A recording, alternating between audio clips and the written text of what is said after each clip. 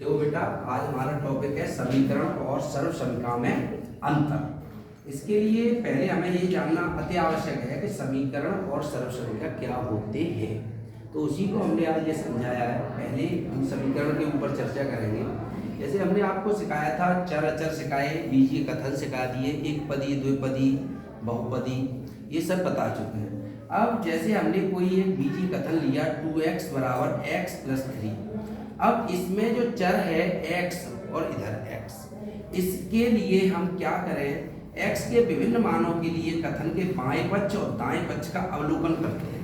यानी x बराबर 1 2 3 4 5 6 7 ये संख्याएं रख के देखेंगे और देखेंगे कि बायां पक्ष बराबर दायां पक्ष निकलता है या नहीं, या x के किस मान के लिए दायां पक्ष बराबर बायां पक्ष निकलता है। तो हमने x बराबर पहले 1 रखा इस बीजीय कथन में।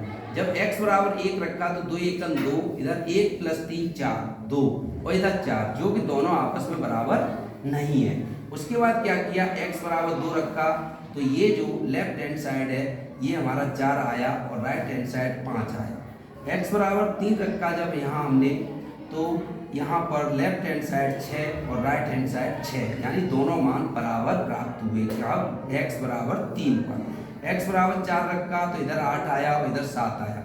इसी तरह और भी मान रखेंगे, कहीं 1 2 जगह और दोनों मान LHS और RHS बराबर आ सकते हैं। तो हमें ये पता चला कि जो ये बीजीय कथन है ये x के अलग अलग मानों पर, x के मान जब हम 1 2 3 लगा रहे हैं तो दोनों पक्ष बराबर नहीं आ रहे, लेकिन 1 2 जगह बराबर भी आ रहे हैं। तो इसकी जो परिभाषा हुई समीकरण बना हमारे लिए, तो उसमें यह हुआ कि ऐसे समानता सूचक बीजीय कथन जो चर x के कुछ निश्चित मान, क्या आया, कुछ निश्चित मान, जैसे कि x बराबर कितना रखा था 3 पर दोनों पक्ष बराबर हो गए, x बराबर 3 पर LHS बराबर RHS प्राप्त हुआ, के लिए ही संतुष्ट होते हैं, समीकरण कहलाते हैं। और चर का वह निश्चित मान समीकरण का हल होता है। x बराबर 3 इस समीकरण का हल है।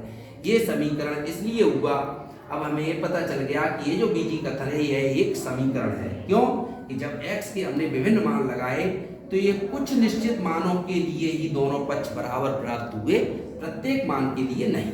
इसलिए यह दिया हुआ कथन एक बीजीय समीकरण है। अब बात करते हैं सर्वसमीकरण की। किसकी?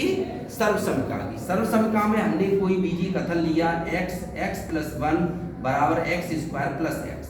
इसमें हम x के विभिन्न मान लगाएंगे और देखेंगे कि जो मान है इधर बायां पक्ष बराबर दायां पक्ष किन किन मानों पे होता है। तो हमने x बराबर 1 लगाया तो इधर जो लेफ्ट हैंड साइड है वो 2 आया और राइट हैंड साइड भी 2 प्राप्त हुई। कितने पर? x बराबर 1 पर। फिर हमने x बराबर 2 लगाया तो क्या हुआ, इधर 6 आया और इधर भी 6 प्राप्त हुआ। x बराबर 3 लगाया तो यहाँ 12, यहाँ भी 12। x बराबर 4 लगाया तो यहाँ 20 और यहाँ 20। क्या देखा हमने कि x का हम कोई भी मान लगा रहे हैं, दायां पक्ष बराबर बायां पक्ष प्राप्त हो रहा है, लेफ्ट हैंड साइड बराबर राइट हैंड साइड हर मान के लिए प्राप्त हो रही है। हमने देखा कि जो सर्वसमीकरण है उसकी जो परिभाषा है उसमें दिया हुआ है, ऐसे समानता सूचक बीजीय कथन जो चर x के प्रत्येक मान के लिए सत्य होते हैं, क्या कहलाते हैं? सर्वसमीकरण कहलाते हैं। तो दिया हुआ जो ये बीजीय कथन है ये हमें पता चल गया कि ये समीकरण नहीं है, यह एक सर्वसमीकरण है।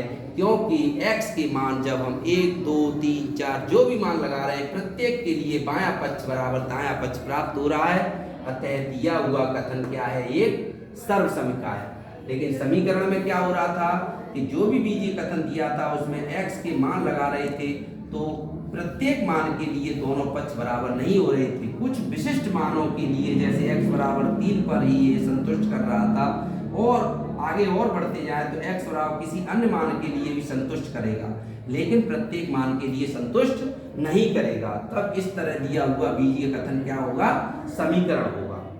Thank you.